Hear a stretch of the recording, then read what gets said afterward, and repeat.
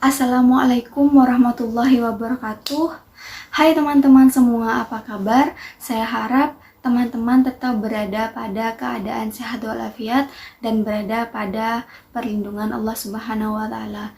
Di sini saya akan membahas tentang materi pengukuran dan evaluasi kinerja.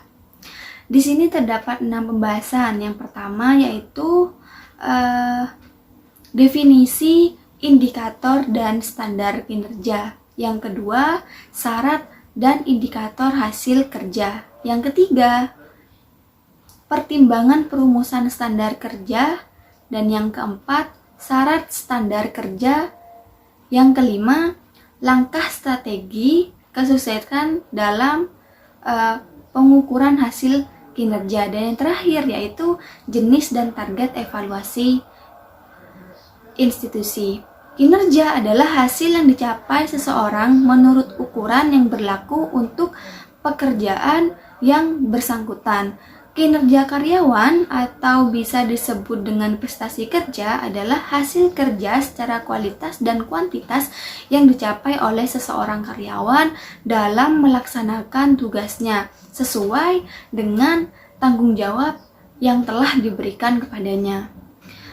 Kinerja merupakan kemampuan kerja dari individu yang ditunjukkan melalui proses atau cara bekerja yang hasilnya dapat dicapai, dan di dalamnya terdapat 3 unsur penting, yaitu tentang unsur kemampuan, unsur usaha, dan unsur kesempatan. Selanjutnya yaitu mengenai indikator kinerja adalah ukuran kuantitatif atau kualitatif yang menggambarkan tingkat pencapaian suatu sasaran maupun tujuan yang telah ditetapkan. Indikator kinerja merupakan kriteria yang digunakan untuk menilai keberhasilan pencapaian tujuan organisasi yang diwujudkan dalam ukuran-ukuran tertentu. Beberapa indikator kinerja yang pertama yaitu masukan atau input adalah segala sesuatu yang dibutuhkan agar pelaksanaan kegiatan dan program dapat berjalan atau dalam rangka menghasilkan output. Dan yang kedua yaitu keluar atau outputs adalah segala sesuatu berupa produk atau jasa, entah itu dari fisik maupun non-fisik, sebagai hasil langsung dari pelaksanaan suatu kegiatan dan program berdasarkan masukan yang digunakan. Dan yang ketiga yaitu hasil atau outcome adalah segala sesuatu yang mencerminkan berfungsinya keluar kegiatan pada jangka menengah. Dan yang keempat, manfaat adalah kegunaan suatu keluaran atau output yang dirasakan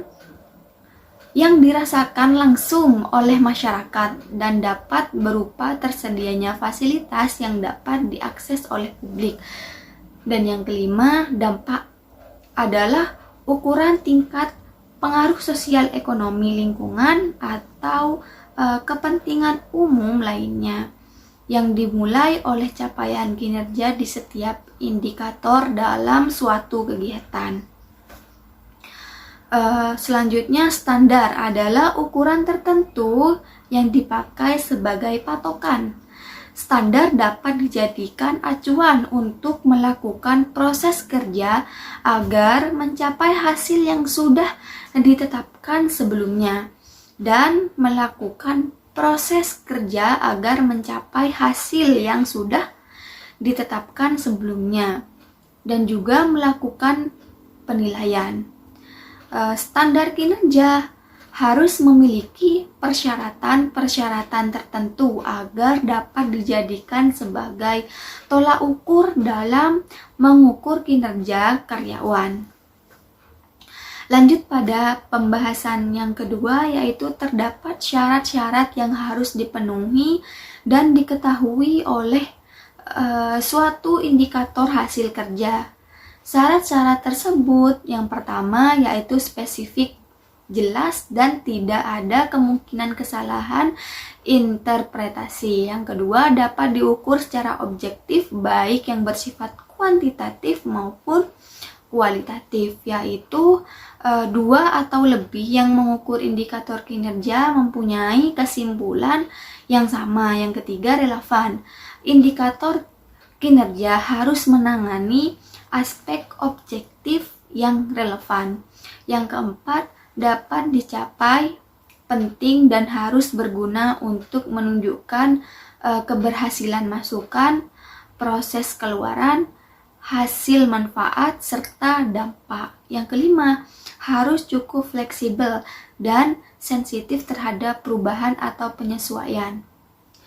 Pelaksanaan dan hasil pelaksanaan kegiatan. Selanjutnya yaitu efektif.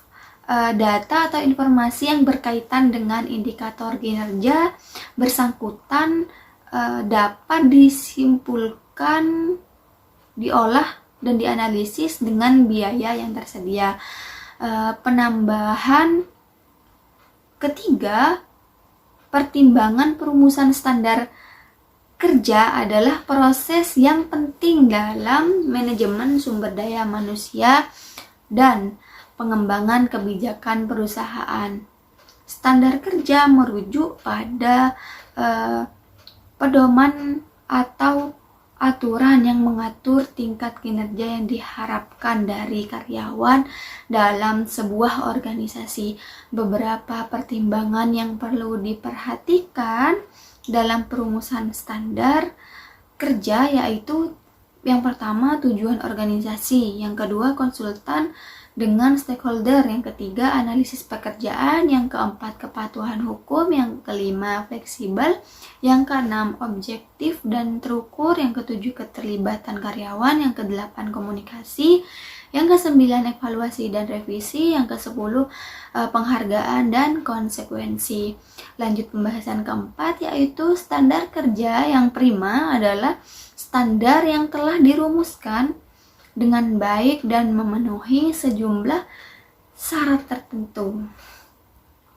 Standar kerja yang prima harus memastikan bahwa karyawan dapat mencapai tingkat kinerja yang diharapkan dan mereka harus berkontribusi positif terhadap pencapaian tujuan organisasi.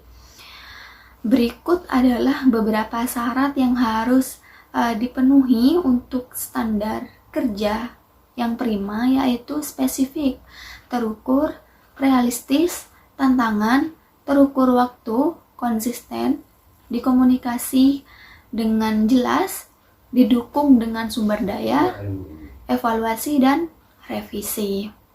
Lanjut pada pembahasan yang kelima, yaitu dalam melakukan pengukuran kinerja terdapat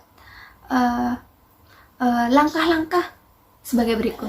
Yang pertama yaitu meneliti tugas pokok dan fungsi organisasi atau lembaga. Yang kedua yaitu meneliti tujuan kebijakan dan program yang ada pada organisasi atau pada lembaga. Yang ketiga yaitu meneliti sasaran program, sasaran pelaksanaan, tugas dan target-target yang ditetapkan. Yang keempat yaitu memilih indikator hasil kerja. Yang kelima, mengukur hasil kerja dalam setiap kegiatan. Strategi pengukuran hasil kerja adalah suatu pendekatan untuk menghasilkan keberhasilan kinerja yang berkelanjutan dalam organisasi dengan meningkatkan kinerja. Mengukur hasil kerja dapat dilakukan kepada kinerja individu atau organisasi. Lanjut pada materi yang keenam, yaitu evaluasi institusi adalah proses penilaian yang dilakukan untuk mengukur kinerja dan efektivitas suatu lembaga atau organisasi. Evaluasi ini dapat memiliki berbagai jenis dan target tergantung pada tujuannya. Evaluasi institusi adalah alat yang penting dalam upaya perbaikan dan pengembangan organisasi. Jenis dan target evaluasi akan bervariasi tergantung pada sektor dan tujuan spesifik institusi tersebut. Evaluasi yang baik dapat membantu organisasi mengidentifikasi kelemahan, memaksimalkan kekuatan mereka dan mencapai tujuan mereka dengan lebih efektif.